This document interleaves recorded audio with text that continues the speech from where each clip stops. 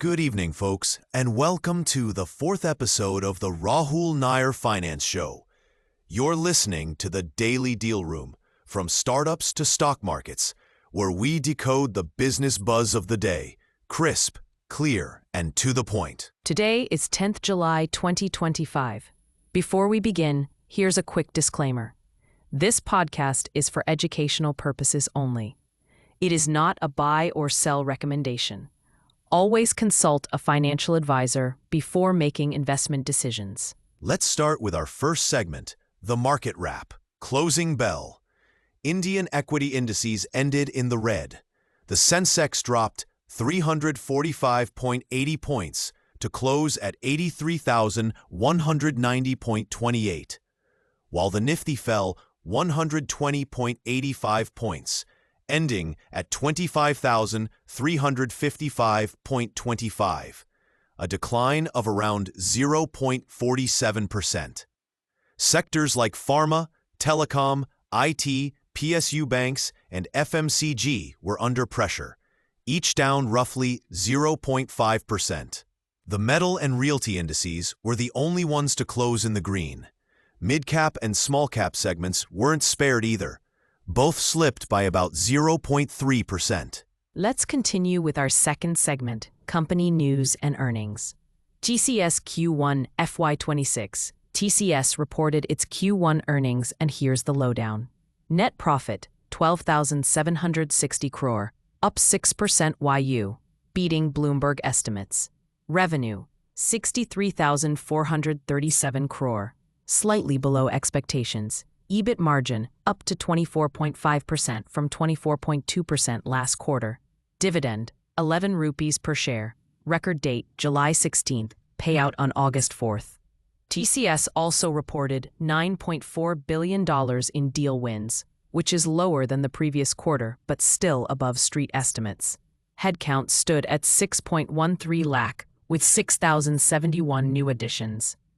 Attrition rose slightly to 13.8%.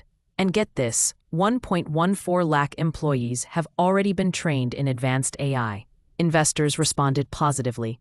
The stock closed at 3,397.1 rupees, up 0.4% for the day. Let's continue with our third segment, Global Buzz, Gold and Currency. In global cues, the Indian rupee ended slightly higher at 85.64 per dollar. Gold prices stood firm at 96,750 per 10 grams. Starlink finally received the green light for operations in India. Meanwhile, Trump made headlines again, stating that interest rates are 3% too high under current conditions. And some big tech updates. OpenAI is reportedly launching a browser to rival Chrome. Microsoft is shutting down operations in Pakistan after 25 years. US-bound Indian travelers will soon face a $250 visa integrity fee. India is also boosting local manufacturing with a proposed $290 million incentive for rare earth magnets. Meanwhile, UP is setting up a 700 crore EV park in Kanpur to strengthen its electric mobility ecosystem. Let's continue with our fourth segment, IPO radar. Smartworks raised 174 crores from anchor investors ahead of its IPO. Big names like Tata MF, Access MF, and SBI General Insurance participated. On the NSE IPO front, the regulator has accelerated the process. Key updates are being tracked closely. The listing is likely by FY26 end or early FY27. Let's continue with our fifth segment, International News.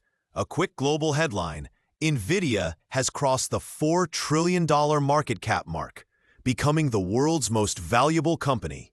That's right, from $1 trillion to $4 trillion in just over a year. Nvidia now holds 7.3% of the S&P 500, more than any other company, thanks to surging AI chip demand and robust market sentiment. Let's continue with our sixth segment, Private Market Pulse.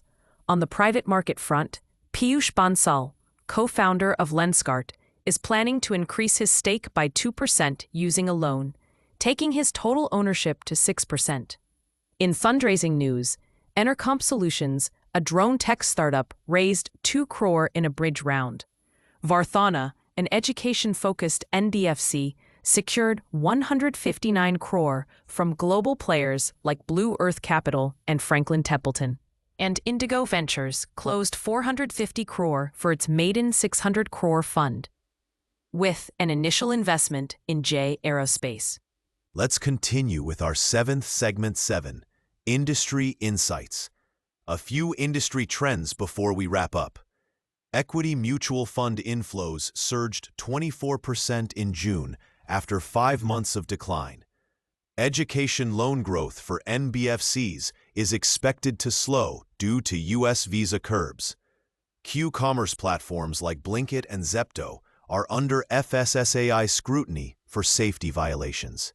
Meanwhile, EV sales jumped 28.6% year-on-year in June, touching over 1.8 lakh units, driven largely by electric passenger vehicles. That wraps up today's episode of the Rahul Nair Finance Show, brought to you under our daily series, The Daily Deal Room, from startups to stock markets. If you like this episode, don't forget to like, subscribe, and share with your friends, colleagues, or anyone who's into business and investing. We'll catch you tomorrow with more updates. Until then, stay curious, stay invested.